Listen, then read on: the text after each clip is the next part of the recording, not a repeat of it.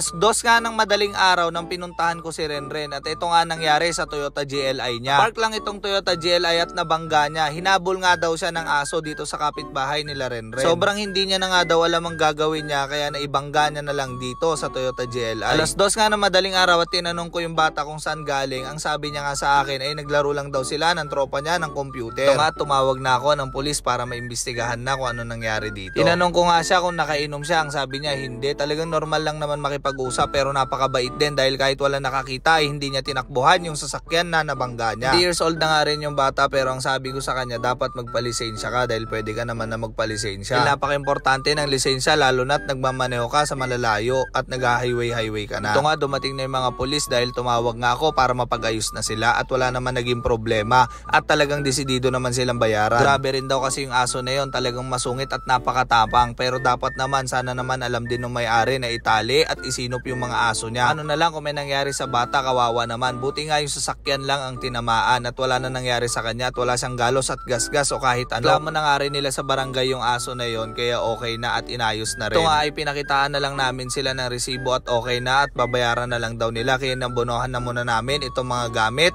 at kung ano yung mga papalitan na parts sa sasakyan na naaksidente ng bata. Pakadali naman nilang kausap at sinolder nila lahat kung ano yung mga nagasgasan, kung ano yung mga dapat palitan ay pinapalitan sa akin. Wala naman naging problema. Ito nga pala yung Toyota GLI na dati nating alaga na nabenta na rin natin. Dahil talagang ayokong ibenta to dahil pinilit ako ni Renren kaya niya nakuha ito dahil talagang alagang-alaga ko ito. Siyempre sa akin niya binili kaya ako rin ang tutulong sa kanya kung ano man mangyari dito sa sasakyan. Ito na nga at ikakabit natin at nabayaran na rin sa atin ng buo. Wala na naging problema at walang problema rin doon sa nakabangga dahil ayos na ayos silang kausap at napakabait nila. Katulad yung sa amin doon sa Ranger, napakarami pa rin nag-iiyakan hanggang ngayon, nagko-comment pa rin sila. Talaga napakaraming basher at talaga napakaraming iyakin doon. Ayoko na lang patulan, tapos na ang usapan pero talagang hindi matinong kausap yung nakabangga doon sa Ranger namin. Professional pa man din at talagang may mga kaya, may mga pinag-aralan pero hindi matinong kausap at talagang ayaw magbayad. Napakasimple lang yan kung pares kayo may lisensya, kung sino yung bumangga siya yung magbabayad. So naman ng mga basher ko, magpa-extrang hero ka, hindi magpabayad ni hindi magandang kausap at puro kasinungalingan yung nakabangga sa amin. Hay, natatawa na lang ako. Ito nga sa case ng Toyota GLI na ito, napakasimple ng mga mag-ama pero walang problema at talagang binayaran nila kung ano yung na-damage nila.